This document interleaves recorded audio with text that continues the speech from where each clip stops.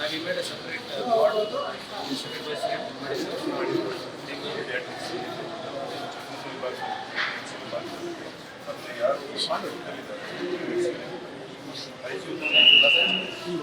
medicine?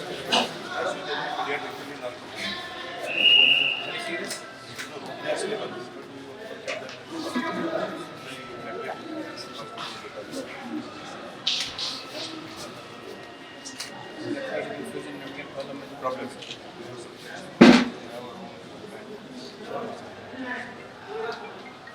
So what is the total fall into the dengue? Total dengue, total 108, sir. Total per number of started.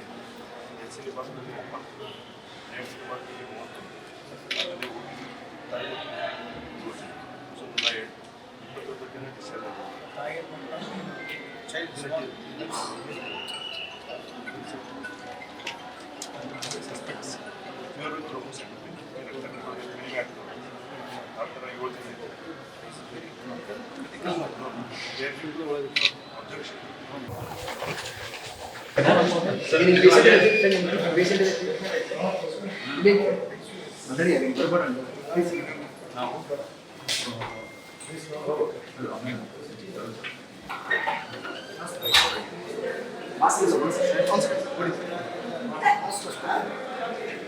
Ask him.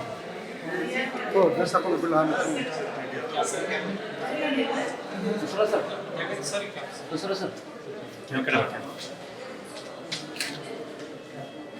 Ama.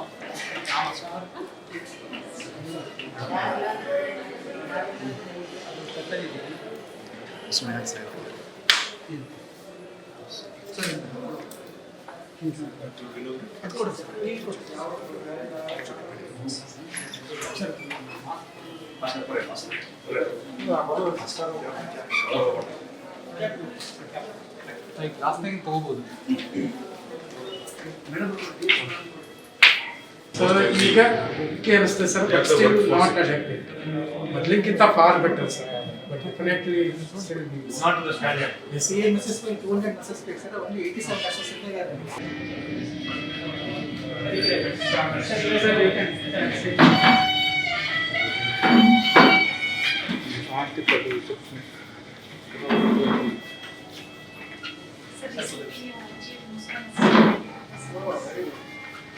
There is a national quality certification.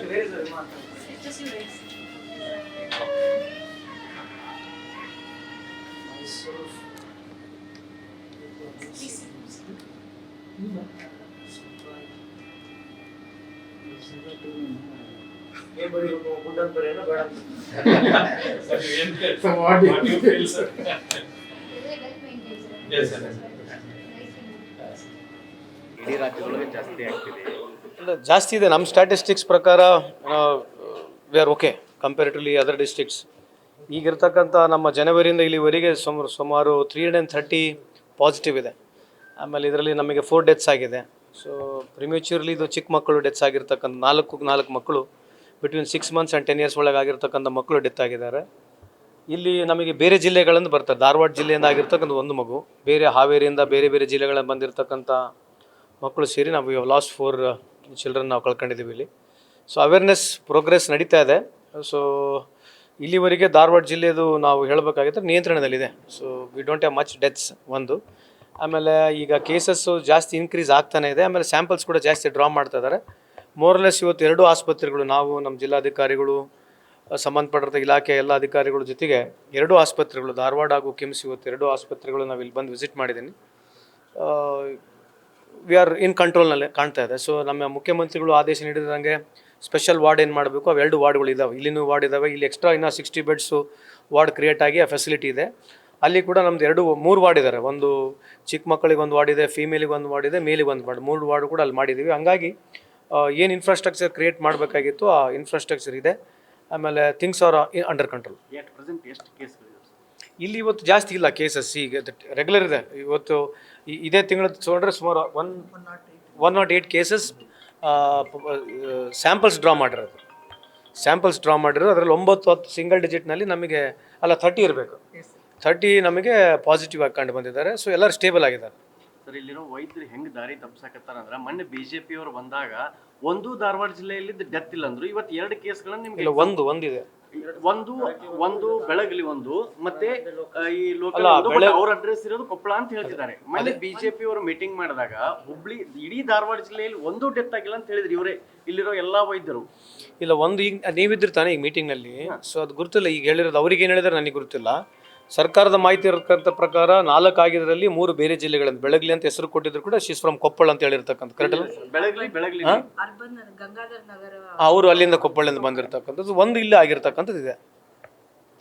ಈಗ ಇನ್ನೊಂದು ಕಡೆ ಹೇಳಿ, ಈ ರಾಜಕೀಯಕ್ಕೆ ಬರೋಕಾದ್ರೆ ಮೂಡ ಹಗರಣದ್ದೇನಿದೆ, ಸಿದ್ದರಾಮಯ್ಯನವರು ರಾಜೀನಾಮೆ ಕೊಡಬೇಕು. ಈಗ ಸರ್ವಾಧಿಕಾರಿಯಾಗಿದ್ದಾರೆ ಸಿದ್ದರಾಮಯ್ಯನವರು. ಈಗ ಮೂಡ ವಿಚಾರ 2018 2019 ನಮ್ಮ ಸರ್ಕಾರ ಇರಲಿಲ್ಲ. ಕರೆಕ್ಟ್ ಅಲ್ರಿ? BJP ಸರ್ಕಾರ ಇತ್ತು. ಸೊ ಈಗ ಮೊದಲು BJP ಉತ್ತರ ಕೊಡಬೇಕು ಫಸ್ಟು. ಮೂಡ ಹಗರಣ ಆಗಿದ್ರೆ BJP ಅವರು ಭ್ರಷ್ಟಾಚಾರ ಮಾಡಿದಾರೆ ಅಂತ ಅರ್ಥನಾ? ಇದು ಉತ್ತರ BJP ಅವರು ಕೊಡ್ಬೇಕು, ಮುಖ್ಯಮಂತ್ರಿಯವರಲ್ಲ. ಈ ಮೊದಲು BJP ಅವರು ಹೇಳಿ, ಅವ್ರು ಮಾಡಿರ್ತಕ್ಕಂಥದ್ದು ಕಾನೂನು ಬಾಹಿರ ಇದೆಯಾ? Are they agreeing that it is illegal they have done? If they have given the site, they are suppose to tell how they have given the site. How we are receive the site, madam ಹೆಂಗೆ receive ಮಾಡ್ದಂತ ಆಮೇಲೆ ಮಾತಾಡೋಣ. But who has given the site? Site ಕೊಟ್ಟರು ಯಾರು?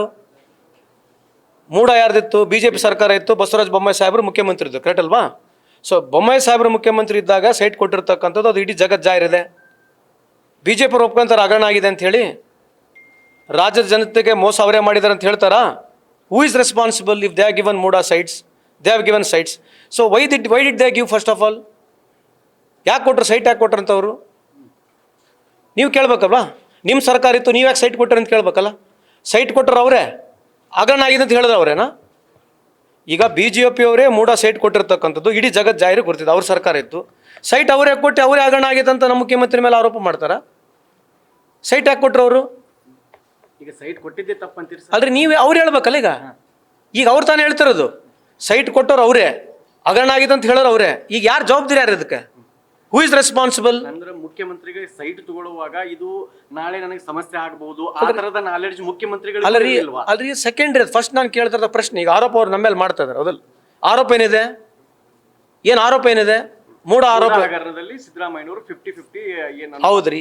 ಕೊಟ್ಟವ್ರು ಯಾರು ಇದನ್ನ? ತಗೊಂಡವನವರು first ಒಂದು address ಮಾಡೋಣ. ಕೊಟ್ಟವ್ರು ಅವ್ರದಿಂದ ಆರೋಪ ಅವ್ರು ಮಾಡ್ತಾ ಇದಾರೆ ಅವ್ರಲ್ಲ, ನೀವು ಅವ್ರಿಗೆ ಫಸ್ಟ್ ಕೇಳ್ರಿ ಕೊಟ್ಟಿರಿ ಯಾಕೆ ನೀವು? ಸೆಕೆಂಡ್ ಆರೋಪ ಮಾಡಲಿ ಅದಕ್ಕೆ. ಓಕೆ, ಫಸ್ಟ್ ಯಾಕೆ ಕೊಟ್ಟಿರಿ ನೀವು? ಕಾನೂನು ಬಾಹಿರವಾಗಿ ನೀವು ಕೊಟ್ಟಿದ್ದೀರಾ? BJP ಅವರು ಮೂಡ ಸೈಟ್ಗಳು ಮುಖ್ಯಮಂತ್ರಿಯವರು ನಮ್ಮ ಮಿಸ್ಸಸ್ಸಿಗೆ ಕಾನೂನು ಬಾಹಿರವಾಗಿ ಕೊಟ್ಟಿದ್ದೀರಾ? ಹೂ has given? Is it unconstitutional? It is wrong under the rules and regulations of MUDA act ಏನೋ ಇದೆಯಾ? ಅರ್ಬನ್ ಡೆವಲಪ್ಮೆಂಟ್ ಆ್ಯಕ್ಟ್ ಪ್ರಕಾರ ರಾಂಗ್ ಆಗಿ ಕೊಟ್ಟಿದ್ದಾರೆ ಅಂತ ಅವ್ರು ಹೇಳಿ. ಫಸ್ಟು ಅವ್ರು ಹೇಳ್ಬೇಕು ಮೊದಲು, ಹೌದು ನಮ್ಮ ಸರ್ಕಾರದಲ್ಲಿ ನಾವು ರಾಂಗ್ ಆಗಿ ಕೊಟ್ಟಿದ್ದು ಅಂತ ಹೇಳ್ಬೇಕು. ಆಮೇಲೆ ನಾವು ಮುಂದೆ ಮಾತಾಡೋಣ. ಫಸ್ಟ್ ಅವ್ರು ತಾನೇ ಸೈಟ್ ಕೊಟ್ಟವರು. ಸೈಟ್ ಕೊಟ್ಟರು ಯಾರು? ನಾವು ಕೊಟ್ಟಿವ? ಮುಖ್ಯಮಂತ್ರಿಗಳು ಅಧಿಕಾರ ಇದ್ದಾಗ ಕೂಡ ಸೈಟ್ ತಗೋಬೋದಾಗಿತ್ತು, ಬಟ್ ತಗೊಂಡಿಲ್ಲ. ಮುಖ್ಯಮಂತ್ರಿ ಅವರು ಸ್ಪಷ್ಟೀಕರಣ ಕೊಟ್ಟಿದ್ದಾರೆ. ಕರೆಕ್ಟ್ ಅಲ್ವಾ? ಮುಖ್ಯಮಂತ್ರಿ ಅವರು when he was earlier chief minister, he has not taken, he said I didn't wanted to take. ಅವ್ರ ವೈಫಿಗೆ ಹೇಳಿದ್ದಾರೆ ನಾನು ತೊಗೊಳೋದು ಬೇಡ ಅಂತೂ ಹೇಳಿದ್ದಾರೆ, ಸ್ಪಷ್ಟೀಕರಣ ಕೊಟ್ಟಿದ್ದಾರೆ. ಇವ್ರ ಸರ್ಕಾರದಲ್ಲಿ ಕೊಟ್ಟು ಇವತ್ತು ಇವರೇ ಬಂದು ಸ್ಟ್ರೈಕ್ ಮಾಡಿದ್ರೆ ಫಸ್ಟ್ ಹೋಗಿ ಅವ್ರ ಮನೆ ಮುಂದೆ ಅವ್ರು ಸ್ಟ್ರೈಕ್ ಮಾಡ್ಕೋಬೇಕು. BJP ಕಾರ್ಯಕರ್ತರು ಹೋಗಿ BJP ಮುಖಂಡರ ಮುಂದೆ ಸ್ಟ್ರೈಕ್ ಮಾಡಬೇಕು. ಹೌದು, ಮತ್ತೆ ಅವ್ರು ಫಸ್ಟ್ ಮಾಡಬೇಕು. ನಮ್ಮ ಮನೆ ಮುಂದೆಗಳು ಬಂದು ಮುಖ್ಯಮಂತ್ರಿ ಮನೆ ಮುಂದೆ ಬಂದು ಸ್ಟ್ರೈಕ್ ಮಾಡೋ ನೆಸಿಟಿ ಏನಿದೆ? They should be clear whether it is under the provision of act, it is illegal ಅಂತ ಅವ್ರು ಹೇಳ್ಬೇಕು ಮೊದಲು. ಅದಾದ್ಮೇಲೆ ಮುಂದೆ ಚರ್ಚೆಗೆ ಬರೋಣ. ಈಗ ಜೋಶಿ ಅವರು ಏನ್ ಹೇಳ್ತಿದ್ದಾರೆ ಸರ್ ಇದೇ ವಿಚಾರಕ್ಕ, ಸಿದ್ದರಾಮಯ್ಯನವರು ಇಂದಿರಾ ಗಾಂಧಿ ತರ ಕಾಣ್ತಿದ್ದಾರೆ, ಸರ್ವಾಧಿಕಾರಿ ಧೋರಣೆ ಇದೆ ಸಿದ್ದರಾಮಯ್ಯನವ್ರ ಹತ್ರ. ರಾಹುಲ್ ಗಾಂಧಿ ಸಂವಿಧಾನದಡಿ ಪ್ರಮಾಣ ವಚನ ಸ್ವೀಕರಿಸ್ತಾರ, ಮಾನ ಮರ್ಯಾದಿದ್ರೆ ಅವ್ರು ರಾಜೀನಾಮೆ ಕೊಡಿಸ್ಬೇಕಂತ. ಫಸ್ಟ್ ಪ್ರಧಾನಮಂತ್ರಿ ಅವರಿಗೆ ರಾಜೀನಾಮೆ ಕೊಡೋಕೆ ಕೇಳ್ರಿ. ಪ್ರಹ್ಲಾದ್ ಜೋಶಿ ಸಾಹೇಬರು ಕೂಡ ರಾಜೀನಾಮೆ ಕೊಡ್ಬೇಕು. ಯಾಕಂದ್ರೆ ಕೋಲ್ ಮೈನ್ಸ್ ಹಗರಣ ಇದೆ, ಅದ್ರ ಬಗ್ಗೆ ಚರ್ಚೆ ಮಾಡ್ತಾರೆ, ಕೇಳ್ರಿ. ಪ್ರಹ್ಲಾದ್ ಜೋಶಿ ಸಾಹೇಬರು ಕೋಲ್ ಹಗರಣ ಬಗ್ಗೆ ಚರ್ಚೆ ಮಾಡ್ತಾರೆ, ಕೇಳ್ರಿ. ಮೊದಲನೇದು. ಎರಡನೇದು, ಸುಪ್ರೀಂ ಕೋರ್ಟು ಅನ್ಕಾನ್ಸ್ಟಿಟ್ಯೂಷನ್ ಅಂತ ಹೇಳ್ತು. ಯಾವುದಕ್ಕೆ? ಎಲೆಕ್ಟ್ರಲ್ ಬಾಂಡ್ಗಳಿಗೆ, ಅದ್ರ ಬಗ್ಗೆ ಚರ್ಚೆ ಮಾಡ್ತಾರಾ? ಪ್ರಧಾನಮಂತ್ರಿ ಅದ್ರ ಬಗ್ಗೆ ರಿಸೈನ್ ಮಾಡ್ತಾರಾ? ಮೊನ್ನೆ ತಾನೇ ಟೆರರಿಸ್ಟ್ ಅಟ್ಯಾಕ್ ಆಯಿತು, ಪ್ರಧಾನಮಂತ್ರಿ ರಿಸೈನ್ ಮಾಡ್ತಾರಾ? 1 ವರ್ಷ ಹಿಂದೆ ಪ್ರಧಾನಮಂತ್ರಿ ಮಾಡಿರ್ತಕ್ಕಂಥ ಎಲ್ಲ ಉದ್ಘಾಟನೆಗಳು ಸೋರ್ತಾ ಇದ್ದಾವೆ. ಏರ್ಪೋರ್ಟ್ ಯಾರು ತಲೆ ಮೇಲೆ ಬಿದ್ದು ಸತ್ತೋಗಿದ್ದಾರೆ, ಇದ್ರ ಬಗ್ಗೆ ಚರ್ಚೆ ಮಾಡ್ತಾರಾ? ಎಲ್ಲ ಹೈವೇಗಳಲ್ಲಿ ಅವರೇ ಸಿಂಗಲ್ ವಾಕ್ ಮಾಡ್ತಾ ಕೈ ತೋರಿಸೋದ್ರು, ಅವೆಲ್ಲ ನೀರು ತುಂಬಿದ್ದಾವೆ. ಅವ್ರು ರಾಜೀನಾಮೆ ಕೊಡ್ತಾರಾ? NEET 25 ಲಕ್ಷ ಮಕ್ಕಳಿಗೆ ಈ ದೇಶದಲ್ಲಿ ಅನಾನುಕೂಲ ಆಗಿದೆ. ಸುಪ್ರೀಂ ಕೋರ್ಟ್ ಫೈಂಡಿಂಗ್ಸ್ ಇದೆ, ಫ್ರಾಡ್ ಆಗಿದೆ ಅಂತ ಹೇಳಿ ಸುಪ್ರೀಂ ಕೋರ್ಟ್ ಫೈಂಡಿಂಗ್ಸ್ ಇದೆ. ಪ್ರಹ್ಲಾದ್ ಜೋಶಿ ಸಾಹೇಬ್ರೆ, ಇದ್ರ ಬಗ್ಗೆ ಚರ್ಚೆ ಮಾಡ್ತೀರಾ? ಮತ್ತು ಇದಕ್ಕೆಲ್ಲ ಯಾರು ರಾಜೀನಾಮೆ ಕೊಡಬೇಕು? ನಿಮ್ಮ ಸರ್ಕಾರದಾಗ ನೀವೇ ಸೈಟ್ ಕೊಟ್ಟು ನಮಗೆ ರಾಜೀನಾಮೆ ಮಾಡಂತಿರಲ್ಲ, ಇದು ಯಾವ ಧರ್ಮಸ್ವಾಮಿ ಇದು? ನಿಮ್ಮ ಸರ್ಕಾರ, ನಿಮ್ಮ ಆಡಳಿತ, ದಕ್ಷತೆಗೆ ಇರ್ತಕ್ಕಂಥ ಆಡಳಿತ ನಿಮ್ಮದು, BJP ಟೈಟ್ ಆಡಳಿತ, ನಿಮ್ಮ ಆಡಳಿತದ ನಮಗೆ ಸೈಟ್ ಕೊಟ್ಟು ನಮಗೆ ರಾಜೀನಾಮೆ ಮಾಡಂತಿರಲ್ಲ, ಇದು ಯಾವ ಧರ್ಮ? ಅದಕ್ಕೆ ನೀವು ಮೊದಲು ಸ್ಪಷ್ಟೀಕರಣ ಕೊಡ್ರಿ, ನೀವು ಒಪ್ಕೊಳ್ರಿ. ನಮ್ಮ ಆಡಳಿತದಲ್ಲಿ ಮೂಡಾದಲ್ಲಿ ಹಗರಣ ಆಗಿದೆ ಅಂತ ನೀವು ಮೊದಲು ಒಪ್ಕೊಳ್ರಿ first. Are ready to agree to that? Then let us discuss. Don't come and ಈಗೇನಂದರೆ ಅಸೆಂಬ್ಲಿ ಬಂತಲ್ಲ, ಏನೋ ಬೇಕಲ್ಲ, ಅಸೆಂಬ್ಲಿ ಬಂದರೆ ಏನು ಮಾಡಬೇಕು? ಅಸೆಂಬ್ಲಿ ಹೆಂಗೆ ಸ್ಟಾಲ್ ಮಾಡಬೇಕು?